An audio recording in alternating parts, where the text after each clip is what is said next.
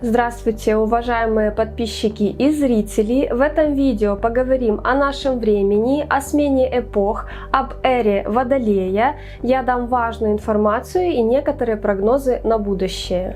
Мы с вами живем в очень необыкновенное время и имеем честь жить в эру Водолея и наблюдать удивительные изменения в мире. Да, многие изменения несут в себе разрушительный и печальный характер на первый взгляд, но важно понимать, что ничего не происходит просто так, и далеко не все является таким, каким кажется на первый взгляд.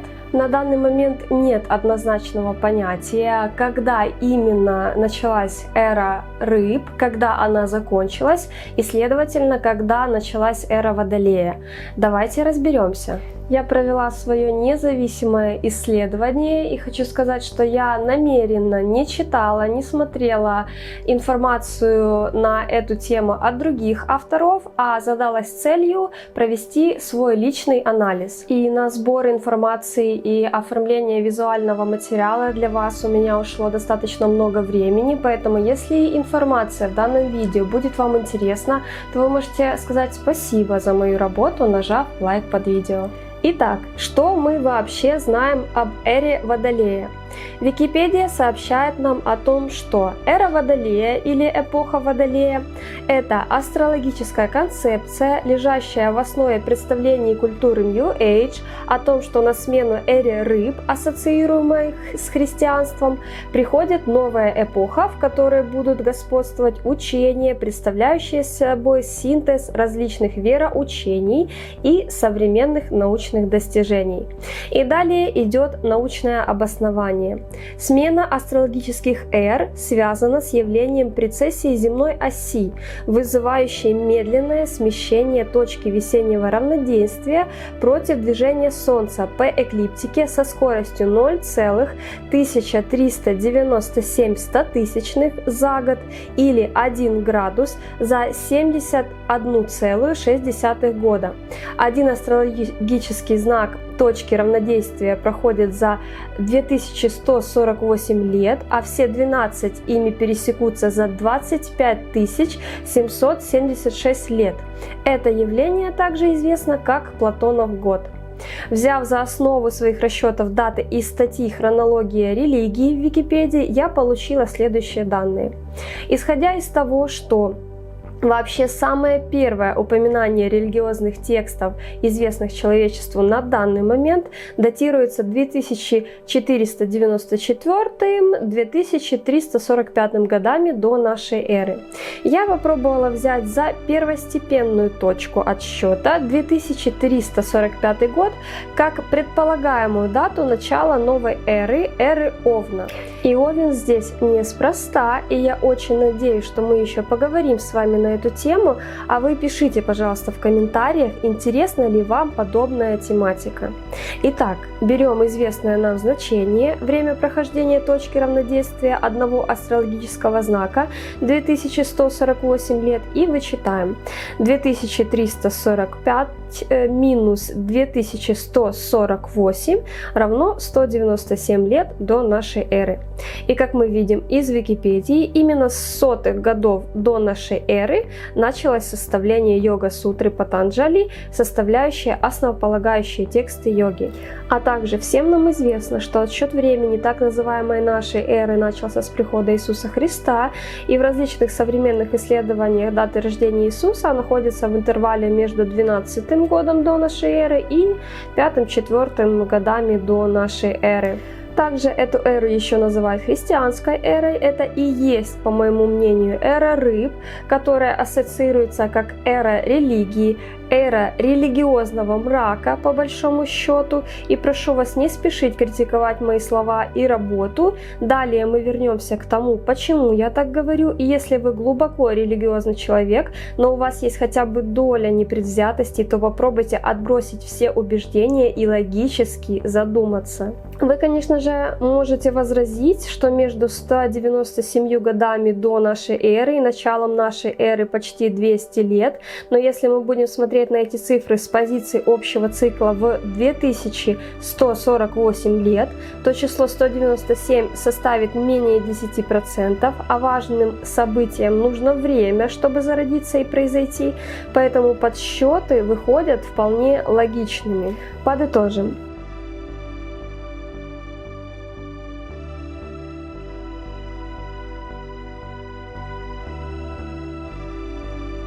И, конечно же, в этих цифрах могут быть некоторые погрешности, но так как мы имеем на данный момент в свободном доступе именно такие данные, то будем считать, опираясь на то, что мы имеем, с допущением, что может быть некая погрешность. Итак, нам остается вычесть из 197 года до нашей эры 2148 лет прохождения одного астрологического знака, получаем 1951 год.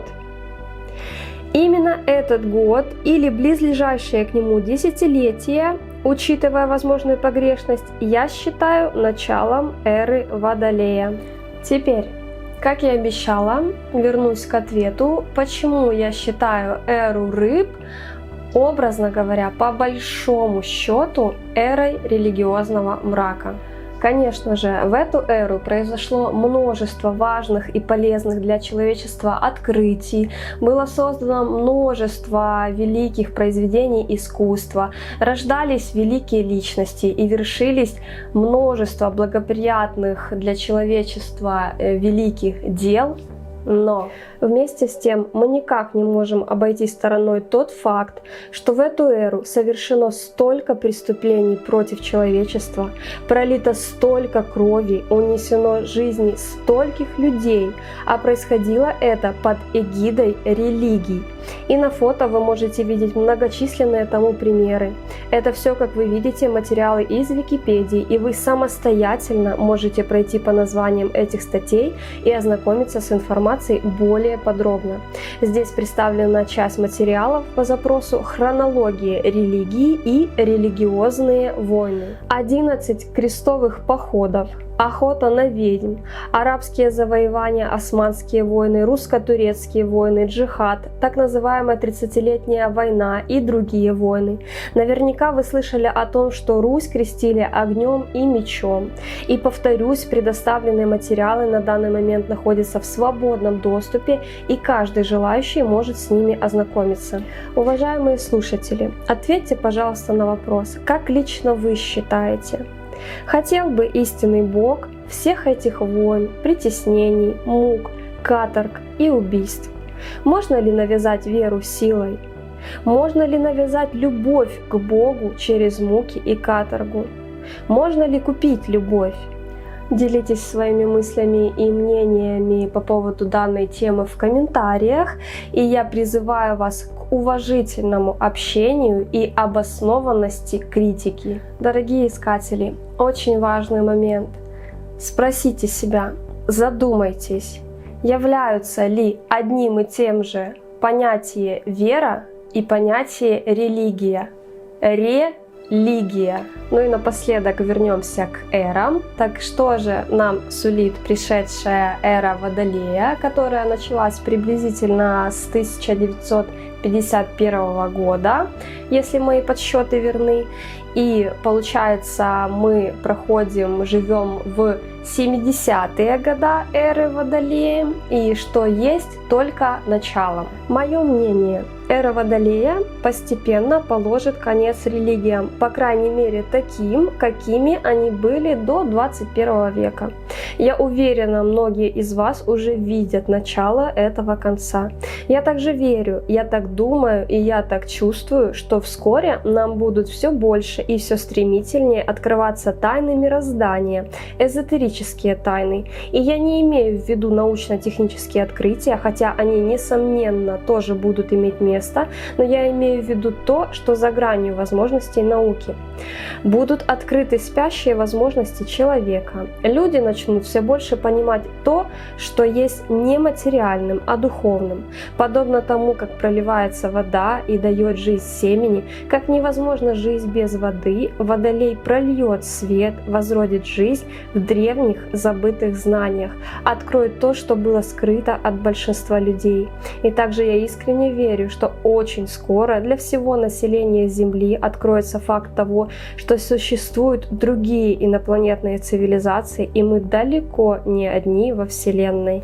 Уважаемые подписчики и зрители, в этом видео я постаралась дать вам важную информацию в сжатой форме, и мне бы очень хотелось продолжать исследовать подобные темы и читать ваши мысли о них. Поэтому я призываю вас писать в комментариях, интересуют ли вас подобные тематики, а также делиться своими знаниями по теме. Также вскоре на моем канале появится видео, где я как астролог дам важную информацию и прогнозы на этот год для разных стран, а может быть к тому времени, когда вы смотрите это видео, уже появилось, поэтому обязательно загляните в мои видео на канале, а также я приглашаю вас подписаться, потому что здесь вы регулярно сможете получать разнообразную, важную и полезную информацию. И если это видео было вам полезным, то ставьте лайки. И я благодарю вас за внимание и желаю всего самого доброго и позитивного вам и вашим близким.